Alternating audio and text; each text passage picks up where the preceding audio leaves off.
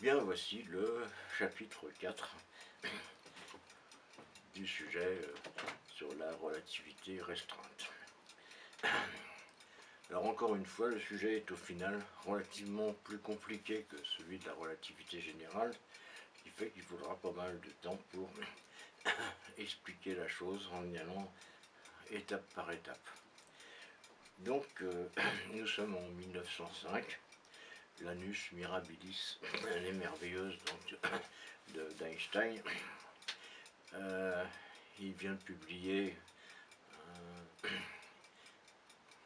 un exposé, enfin une théorie sur le mouvement brownien qui confirme la théorie du mouvement atomique. Il vient de découvrir la nature de la lumière, particulière et ondulatoire. Donc ce sont déjà des découvertes majeures. Et il en est au stade où il se dit maintenant il faut faire le point et puis poser des postulats.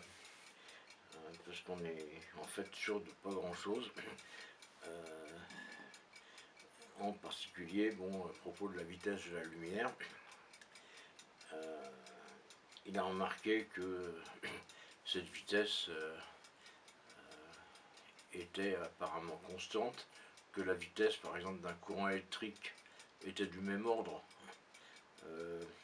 comme si les deux vitesses butaient sur les mêmes limites. Donc il va poser un premier postulat qui est que la vitesse de la lumière, qu'il va appeler c, est invariable et ne peut jamais être dépassée.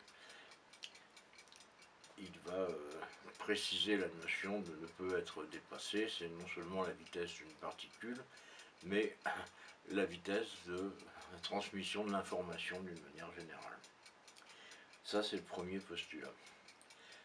Le deuxième postulat, c'est que la physique, et les lois de la physique sont toujours les mêmes, quel que soit le référentiel en mouvement relatif. Ça veut dire quoi? Ça veut dire que, où qu'on se trouve dans l'univers, fort vaste, on va retrouver les mêmes règles, les mêmes comportements, les mêmes lois de la physique. Donc, à partir de là, il s'aperçoit instantanément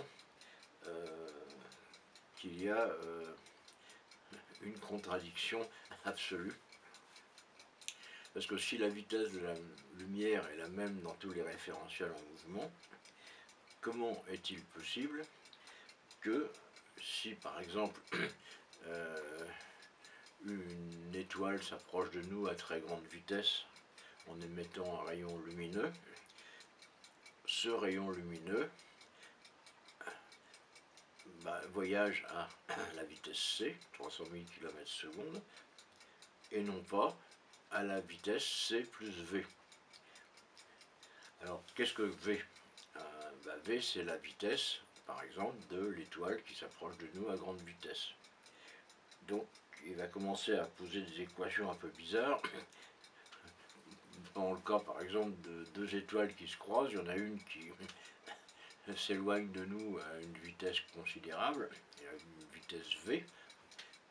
On va poser que ça pourrait être 100 000 km/s, par exemple. Et puis il y en a une autre qui s'approche, il y en a une qui s'approche, une qui s'éloigne, mais toutes les deux à la même vitesse, 100 000 km/s. Alors comment se fait-il que, en tenant compte de ses propres postulats,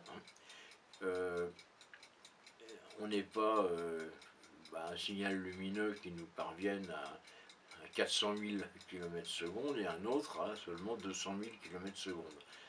Donc, par exemple, le signal émis par l'étoile qui s'approche de nous arriverait 2 fois plus vite. Donc 2 fois plus tôt aussi. Ce n'est pas le cas. Enfin, ce n'est pas le cas dans son postulat. Il faut bien comprendre qu'il va poser des hypothèses qui semblent vraisemblables, mais ce ne sont que des postulats qui ne sont pas formellement démontrés.